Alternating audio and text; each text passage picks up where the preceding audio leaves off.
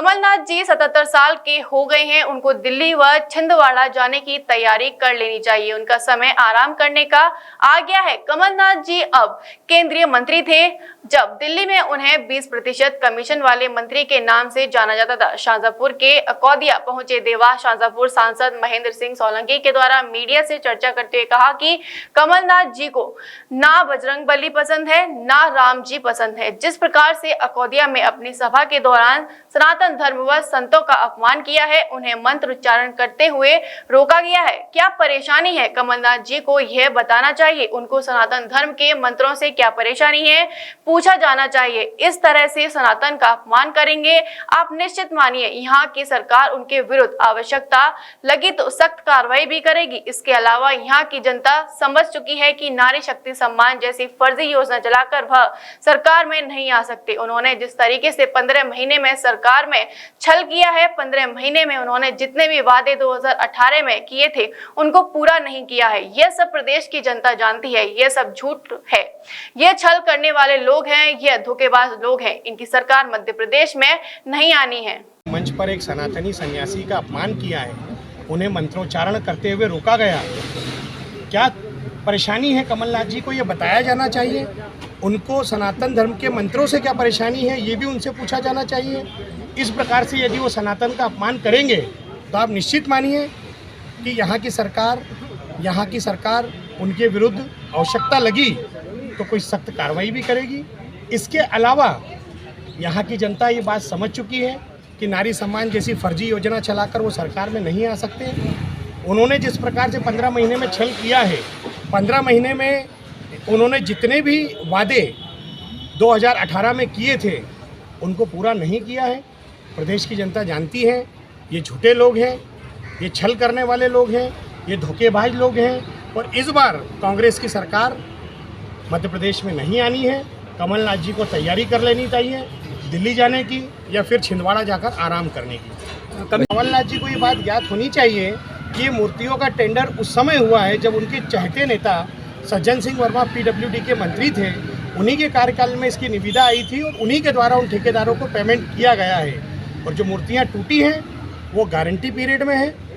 ठेकेदार स्वयं उन मूर्तियों को चेंज कराएगा, अलग से सरकार का कोई पैसा खर्च नहीं होना है। और इस बार जो मूर्तियां लगेगी वो माननीय शिवराज जी के नेतृत्व में लगेगी। निश्चित रूप से बहुत ठोस काम होगा, मजबूत काम होगा। महाकाल लोक में जिस प्रकार से मूर्तियां इस बार खंडित हुई है, आगे कभी भी भविष्य में इस तरह की कोई मूर्ति नहीं टूटेगी। बजरंग दल का विरोध करने पर उनसे सवाल पूछा गया तो कमलनाथ जी कल भड़क गए थे, क्या कहना चाहेंगे? कमलनाथ जी को ना बजरंगबली पसंद है ना उन्हें राम जी पसंद है। और जिस प्रकार से उन्होंने अकौदिया के मंच पर एक सनातनी सन्यासी का अपमान किया है, उन्हें मंत्रोच्चारण करते हुए रोका गया। क्या परेशानी है कमलनाथ जी को, ये बताया जाना चाहिए। उनको सनातन धर्म के मंत्रों से क्या परेशानी है, ये भी उनसे पूछा जाना चाहिए। इस प्रकार से यदि वो सनातन का अपमान करेंगे तो आप निश्चित मानिए कि यहाँ की सरकार उनके विरुद्ध आवश्यकता लगी तो कोई सख्त कार्रवाई भी करेगी। इसके अलावा यहाँ की जनता ये बात समझ चुकी है कि नारी सम्मान जैसी फर्जी योजना चलाकर वो सरकार में नहीं आ सकते।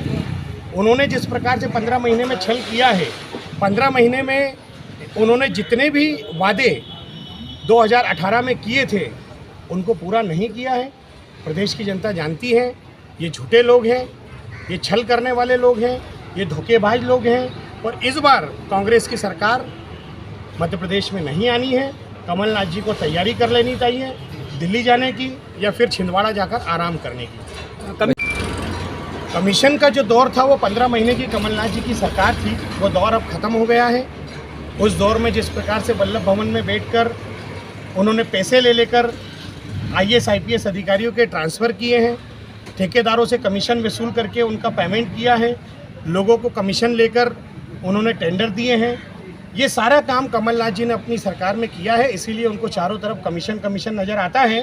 और जिस समय वो NH के मंत्री थे दिल्ली में, तब उनको स्वयं को 20% वाला मंत्री कहकर लोग दिल्ली में पुकारते थे। ब्राइडल लहंगों पर 50% तक की छूट, साड़ी पर 20 से लेकर 60% तक की छूट। जी हाँ, एक बेहतरीन सेल प्रारंभ 21 मई से आपके लिए new sari and readymade emporium लेकर आया है बेहतरीन कलेक्शन, वो भी जबरदस्त छूट के साथ। New sari and readymade emporium मना रहा है अपना 33वां वार्षिक डिस्काउंट सेल, जहां आपको मिलेंगे एक से एक जबरदस्त लहंगे, साड़ी और शॉल्स कलेक्शन, वो भी 20 से 60% तक की छूट के साथ। विशाल शोरूम, नया स्टॉक और आकर्षक छूट के साथ। तो देर किस बात की है, उठाएं इस मजेदार और भारी छूट का फायदा और खरीदें अपने मनपसंद परिधान। New sari and readymade emporium, Holi gate, Mathura.